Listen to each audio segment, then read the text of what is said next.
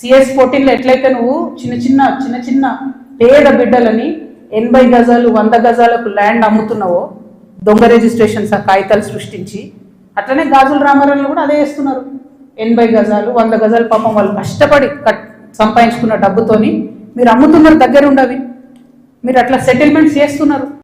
ఇప్పుడు ఏమవుతుంది, సడన్గా హైడ్రాన్ మేము మా సొంతోళ్ళం తిట్టగానే పోయి ఆడ పేదవాళ్ళ గుడిసెలు కూడా కొడతారు.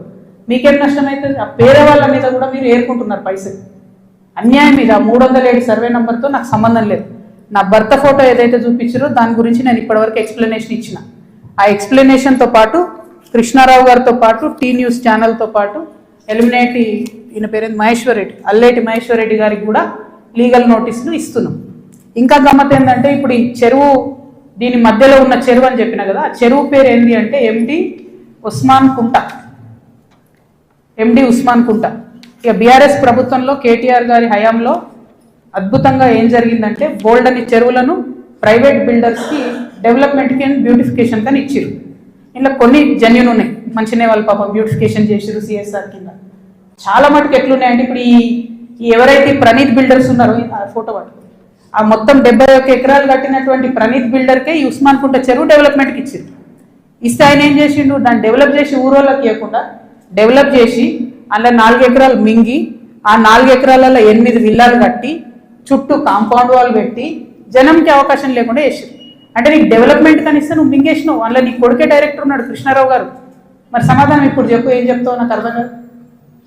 ఏదో నిన్నటి నుంచి తమాషా చేస్తున్నట్టు జాగృతులు దాడి చేస్తారు గీడి చేస్తారని. మాకు అట్లాంటి ఆలోచన ఏం లేదు. మేము మీ మీద దాడి చేసేంత పెద్ద వ్యక్తి మీరు కాదు. ఫస్ట్ థింగ్ వదిలేసేయండి, మీ మీద దాడి చేసే అవసరమే లేదు.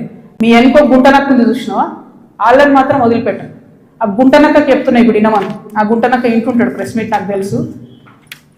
సియాట్ ల్యాండ్స్ ఉండే, దాన్ని తర్వాత ఏం చేసిండ్రు, సెయింట్ గోబెన్ అనే కంపెనీకి ఇచ్చిర్రు 70 ఎకరాలు.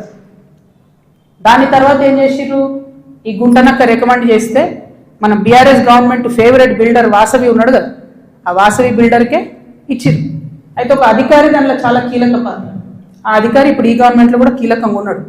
కానీ ఖచ్చితంగా సెయింట్ గోబెన్ ల్యాండ్కి సంబంధించి ఆ అధికారి పేరు, నేను చెప్పే గుంటనక్క గారి పేరు, రెండు కలిపి నేనే ఇస్తా. విజిలెన్స్కి ఇస్తా, ఈడీకి ఇస్తా, సిబిఐకి ఇస్తా. ఇక చూసుకోరు, ఏం చేసుకుంటారో వేసుకో. నేను మీలాగా ఫాల్తు అలిగేషన్స్ చేయను. నా భర్త ప్రైవేట్ ల్యాండ్లో వ్యాపారం చేసిండు. ఏ రియల్ ఎస్టేట్లో ఉన్న వ్యక్తి అయినా చేస్తాడు. మేమెన్నడూ ప్రభుత్వ భూమి జోలికి పోలేదు.